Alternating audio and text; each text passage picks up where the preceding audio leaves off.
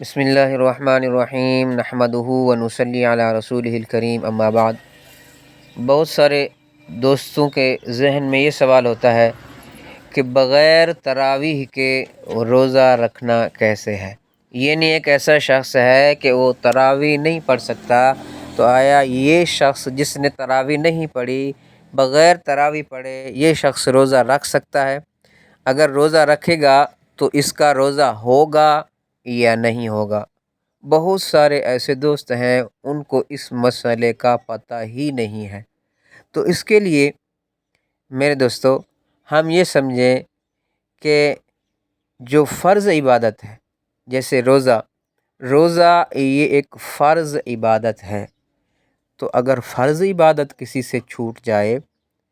بغیر کسی شرعی عذر کے، اگر کسی سے فرض عبادت چھوٹ جائے تو وہ شخص گناہ گار ہوگا، اور وہ شخص بغیر کسی شرعی عذر کے جب اس نے فرض عبادت چھوڑ دی، اب اللہ کے ہاں توبہ اور استغفار کرے گا، اپنے اس فعل قبیح پر اللہ سے معافی مانگے گا، اور اس کے بعد پھر وہ جو فرض عبادت مثلا اس نے جو روزہ چھوڑا ہے فرض، اس کے بعد پھر وہ اس روزے کی قضا کرے گا۔ مثلا کوئی ایسا شخص ہے، اگر خدا نخواستہ اس سے رمضان شریف کے اندر فرض روزہ چھوٹ گیا، اب جب فرض روزہ اس سے چھوٹ گیا تو اب وہ ایک تو یہ ہے کہ وہ اس کی قضا کرے گا، اور دوسری یہ ہے کہ وہ ساتھ ساتھ اللہ سے توبہ اور استغفار کرے گا، اللہ سے اپنے اس فعل پر معافی مانگے گا۔ اور جو تراویح ہے،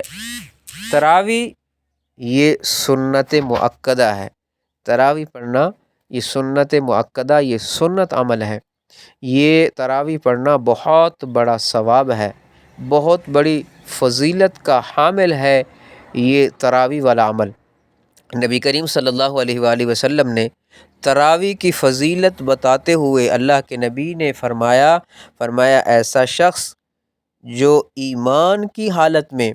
اور ثواب کی امید رکھتے ہوئے رمضان المبارک کے مہینے کو قیام کرے گا، رات کو قیام کرے گا، یعنی اس سے مطلب ہے کہ یعنی رات کو تراویح پڑھے گا رمضان کے مہینے کے اندر، اللہ کے نبی نے فرمایا یہ شخص ایسا ہے گویا کہ اس کو ماں نے اسی دن جنم دیا۔ یعنی جیسے چھوٹا بچہ ہوتا ہے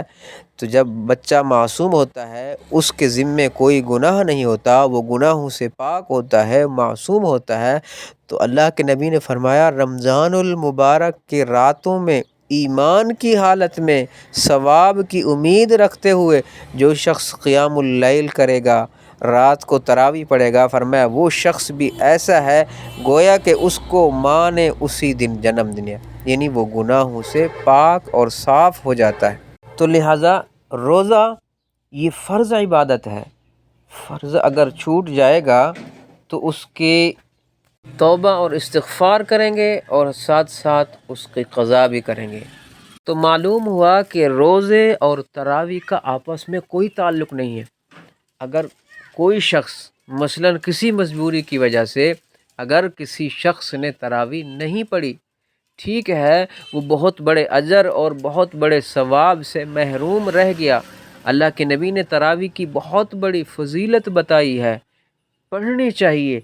لیکن اگر خدا نخواستہ کسی سے تراویح چھوٹ گئی تو اب وہ یہ نہ سمجھے کہ کل کے لیے میں روزہ بھی نہیں رکھ سکتا، میرا روزہ نہیں ہوگا۔ لہٰذا لوگوں کے ذہن کے اندر یہ سوال ہے کہ بغیر تراویح کے روزہ نہیں ہوتا، اگر کسی شخص نے تراویح نہیں پڑھی تو وہ کل روزہ نہیں رکھ سکتا، اس طرح کہنا ٹھیک نہیں ہے۔ خدا نخواستہ اگر کسی سے تراویح رہ گئی